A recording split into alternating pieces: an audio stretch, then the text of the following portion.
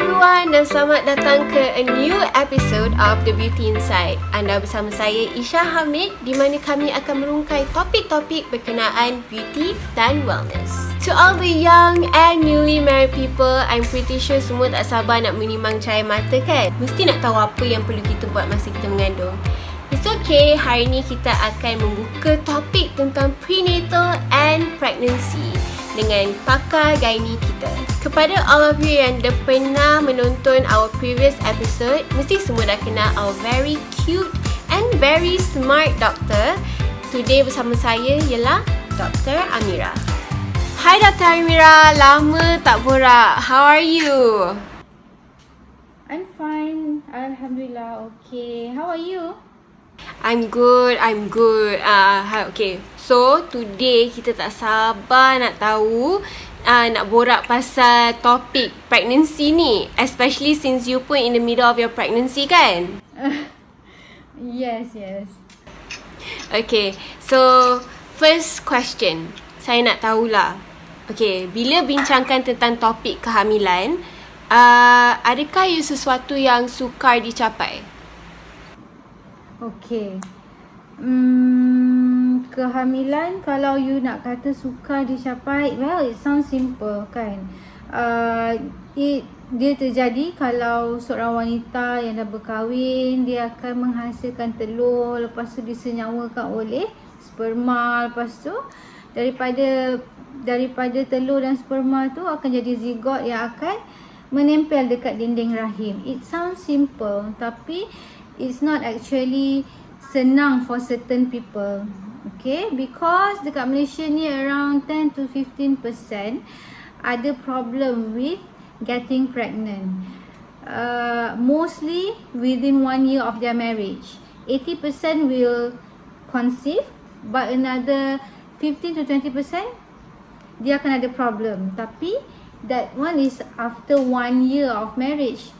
Tapi the longer we wait, lagi setahun dua macam tu, most of them akan get pregnant. Tapi ada juga yang have problems, yang tak mengandung. It's actually not that simple for certain people. Apakah faktor yang membuat diorang susah nak mengandung?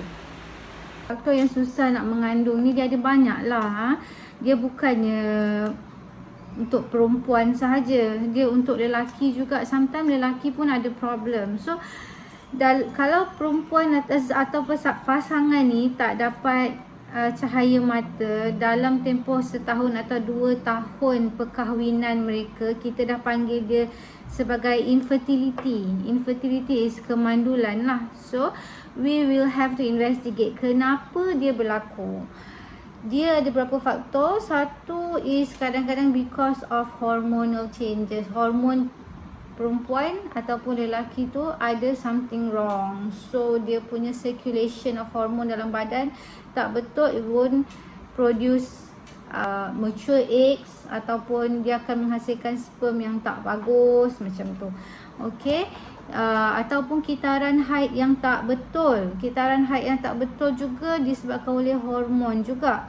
Okay, so bila kitaran haid tu tidak seperti normal, dia akan menyebabkan telur yang dihasilkan tu kadang-kadang tidak matang ataupun tak menghasilkan telur langsung. Ada certain condition yang dia tak menghasilkan telur, dia hanya ada darah haid je yang keluar, tapi it's actually tak ada telur. Dia common dalam wanita yang kita diagnose sebagai PCOS, Polycystic Ovarian Syndrome.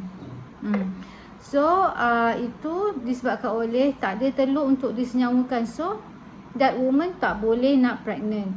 Okay, the second one is structural defect. Kalau kita punya organ untuk mengandung, organ dalaman wanita, dia terdiri daripada tube, rahim dan juga cervix. Mana-mana kawasan yang block akan menyebabkan persenyawaan tak dapat terjadi. So kalau dia tersumbat dekat tiub ataupun tersumbat daripada bawah, daripada bahagian kita punya rahim. So sperma tak dapat masuk dan bersenyawa, so tak menyebabkan adanya kehamilan.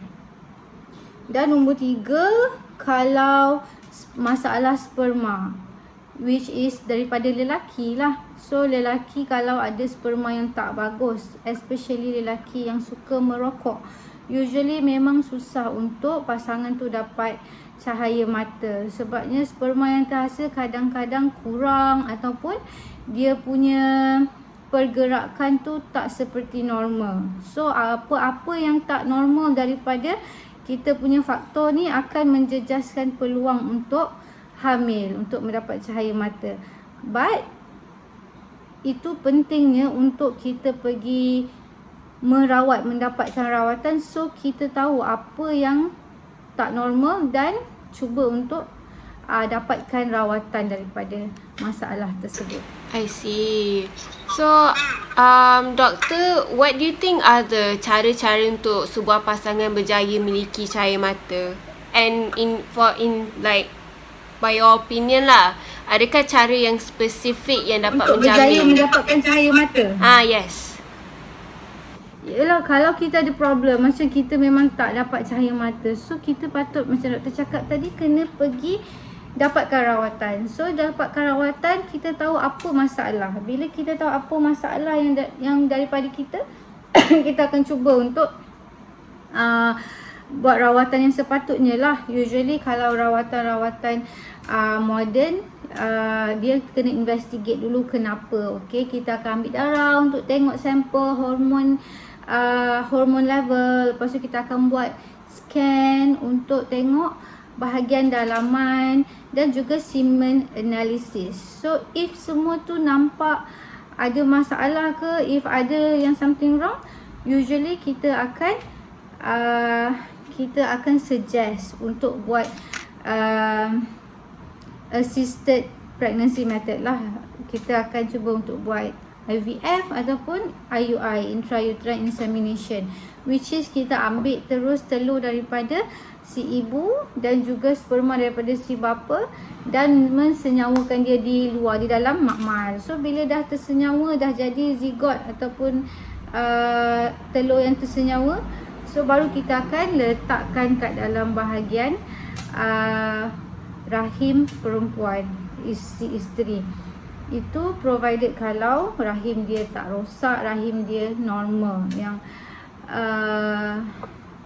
itu kita boleh, itu persenyawaan yang kita assist lah, maksud kita tolong.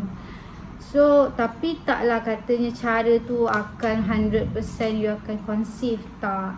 So dia ada failure rate masing-masing. Setiap prosedur yang kita buat ada failure rate. Tapi kalau kita jumpa masalah dia, usually bila kita treat masalah tu, kalau ada block, kita buka block. Kalau ada masalah hormon, dan kita akan bagi hormon. So within few years, insyaAllah akan dapatlah pasangan tu untuk mengandung. Tapi nak kata 100% tu doktor tak katalah, sebab memang ada banyak risiko lain. Lagi satu, risiko umur juga. Umur, semakin meningkat umur, semakin kurang risiko untuk you dapat baby. So even though you cuba, tapi kalau umur dah 35 sampai ke 40 tu, memang the chances is much lower untuk dapat. Disebabkan oleh bila kita punya umur dah meningkat, kita punya telur punya kualiti pun akan semakin berkurang. So kebarangkalian untuk gugur tu adalah lebih tinggi lah, macam tu. Tapi kita akan cubalah, kalau kita memang bersungguh-sungguh, you memang nak baby, kita akan cuba untuk buat prosedur tu. Sometimes dia boleh berjaya juga. Ada juga orang yang umur 40 tahun boleh dapat baby. Yeah. So, it's not impossible, kan? Okay, yeah, true. So, what do you suggest orang-orang yang macam ibu-ibu yang wanita yang baru berkahwin ke apa, what would they do untuk ensure that diorang takkan face this kind of problem? Usually pasangan yang baru berkahwin, selalunya umur diorang masih muda-muda lagi kan, 20 lebih, baru 30 lebih. So kebanyakannya tak ada masalah untuk mengandung. Tapi if they interested in getting pregnant early, nak dapat pregnancy yang sihat kan, kita advise untuk nombor satu, tak tunggu lama-lama. Kalau you dah setahun atau 2 tahun kahwin masih tak conceive, you tak delay you punya treatment. Maksudnya tu kalau you tak mengandung lagi, you terus cari tempat yang boleh you buat investigation untuk kenapa you tak mengandung. Usually by 2 years tak mengandung, there's something wrong. So you kena seek treatment lah. Okay. So the second one is memang tak boleh merokok lah. Kena cakap dengan suami. Kalau suami perokok, you have to stop. Kalau you nakkan baby yang sihat, you nak baby, you kena stop smoking. Nombor 2, kena start makan folic acid. If you plan to get pregnant, sejak you plan tu, you kena everyday you have to take folic acid. Folic acid ni bukannya untuk cepatkan kehamilan, but bila you pregnant, bila you macam pregnant, early pregnancy, you tak tahu lagi you pregnant kan, tapi you dah makan folic acid. That will help to reduce the risk untuk baby tu dapat kecacatan pada saraf dia. So nombor 3, kita kena biasa pemakanan yang sihat, pemakanan yang kurang makanan-makanan proses ni, pemakanan yang banyak kepada serat-serat, buah-buahan, sayur-sayuran, dan juga kurangkan makan makanan yang highly processed lah kan, yang sangat manis macam tu. Itu pemakanan yang sihat. Bila kita makan makanan yang sihat, kita punya badan hormon badan kita akan jadi stabil. Lagi satu, dia pemakanan dengan exercise, physical activity. Dua ni akan menstabilkan hormon dalam badan kita. Okay, dan menyebabkan kita malam-malam dapat tidur, rehat yang cukup, tidur yang cukup. Tu pun akan menstabilkan hormon kita. So, pemakanan, physical activity dan tidur yang cukup boleh meningkatkan lagi kita punya chance untuk kita pregnant. Lagi satu, obesity. Obesity ni memang you tahu ada banyak penyakit yang berkaitan dengan obesity. Salah satunya ialah kemandulan tak subur. Sebabnya obesity, BMI lebih daripada 30, you berisiko untuk susah mendapat anak. So kalau rasa macam bila dah kahwin tu tak dapat anak lagi, you kena fikir cara untuk dapatkan berat badan yang optimum. I see, okay. BMI kurang daripada 30, InsyaAllah. Lepas tu bila you usaha dah dapat berat badan optimum, InsyaAllah kebanyakannya akan mengandung. Okay, so apakah pendapat doktor tentang kaedah urutan ikhtiar hamil ni, yang urutan yang dapat membantu pasangan suami isteri untuk berjaya hamil? Kalau macam kaedah urutan ikhtiar hamil, dia akan urut kat bahagian-bahagian yang berdekatan dengan kita punya reproductory organ lah. So dia macam menolong the blood circulation semua. Do you think it affects the chance of getting pregnant? Kalau urutan per se, urutan sahaja, tak ada evidence yang mengatakan urutan sahaja boleh meningkatkan chance untuk you conceive, untuk you dapat anak.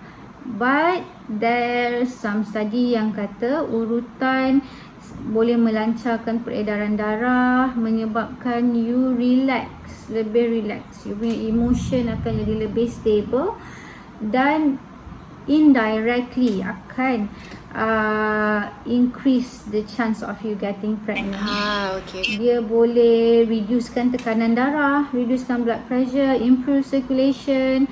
So yang tu bukanlah kita kata directly you pregnant tu disebabkan oleh urutan, tak. Tapi urutan tu boleh meningkatkan lagi you punya chance, you punya So kalau macam you memang fikir asyik nak mengandung, you rasa macam stres, you stres, kadang-kadang tak cukup rehat, tak cukup tidur, why not you pergi spa and relax. So macam make it like a regular punya habit untuk pergi relaxkan you punya masa, you punya mind semua, so that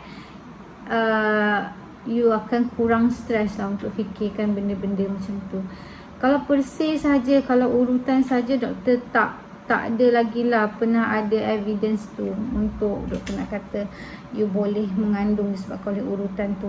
Yes, ada urutan tu, urutan perut, urutan untuk naikkan rahim semua, tapi belum ada yang kata urutan tu saja yang boleh menyebabkan you mengandung. Tapi urutan tu memang boleh improve circulation dekat bahagian peranakan kita, dekat bahagian reproduktif kita, dekat rahim kita. So why not kita cuba. Kalau kita rasa macam it's worth it, kan kita pun memang selalu stress ke apa, then we can go for it, tak ada masalah. Okay. Kepada anda di luar sana, I really hope that your questions are all answered. And if you ada any other soalan yang you nak tanya I ataupun any other experts, you can just leave the comments below and we will try very hard to answer your questions. Don't forget to look forward to our next episodes of The Beauty Insights, di mana kami akan membongkarkan lebih rahsia tentang beauty and wellness. Thank you so much for watching and I hope to see you all very soon.